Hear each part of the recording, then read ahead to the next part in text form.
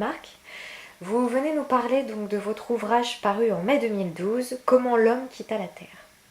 Oui, volontiers. Et comment l'homme quitta la Terre.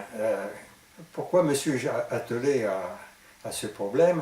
Je suis un ancien pilote de chasse, j'ai fait une carrière entière dans l'aéronautique, et l'histoire de l'aviation m'a particulièrement interpellé, comme on dit aujourd'hui. Néanmoins, ce livre n'est pas du tout une chronique de l'aviation, une énième chronique de l'aviation, parce que beaucoup de choses ont été écrites là-dessus. Ce qui m'a mobilisé, c'est le rêve de l'humanité, le rêve millénaire, illustré, tout le monde le sait, par le rêve d'Icare, la légende d'Icare, de voler comme des oiseaux. Mais c'est un double rêve, c'est voler comme des oiseaux et aller décrocher la Lune. C'est un rêve très vieux dont les racines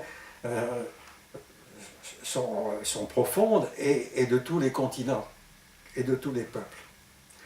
Alors ce que je voulu écrire, c'est une chronique des idées qui ont mené à cette double et même triple conquête de l'espace, de l'air et de l'espace, à travers chronologiquement les ballons, les frères Montgolfier, chacun le sait, les avions et enfin les satellites artificiels et les fusées spatiales en conquête de l'espace. Je me suis aperçu que ces trois conquêtes chronologiques l'ont été uniquement parce que l'essor des sciences transverses, parallèles, a eu des vitesses différentes et que les affaires se sont présentées mûres à certains moments du fait de ces conditions externes. Car les principes, les rêves et la pensée étaient disponibles depuis fort longtemps. Il aurait très bien pu advenir que les fusées soient créées bien avant les ballons, par exemple.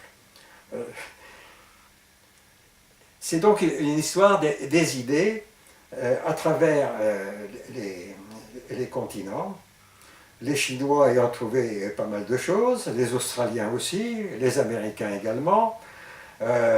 Les Français ont été très en pointe, mais pas exclusivement, il ne faut pas faire de cocorico, mais on sait par exemple qu'en matière d'aviation, il y a eu ce qu'un auteur a appelé le match France-États-Unis pour cette conquête aéronautique sur un fond de politique extérieure et de guerre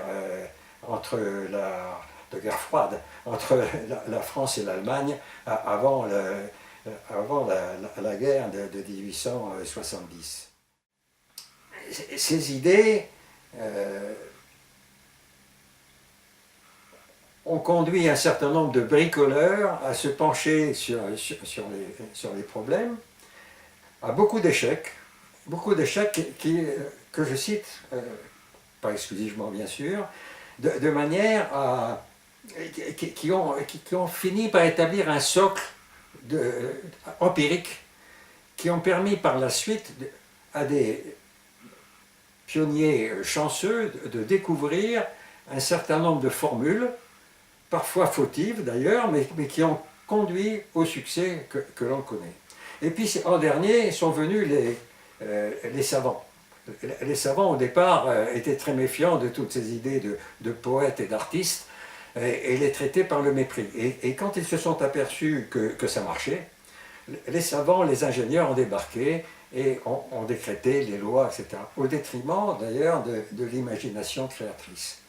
C'est pourquoi je conclus que dans ce livre, une de ses conclusions, c'est qu'on ne rend pas assez hommage aux poètes et aux artistes qui sont à l'origine des rêves. Et sans rêve, il n'y a pas de conquête scientifique possible.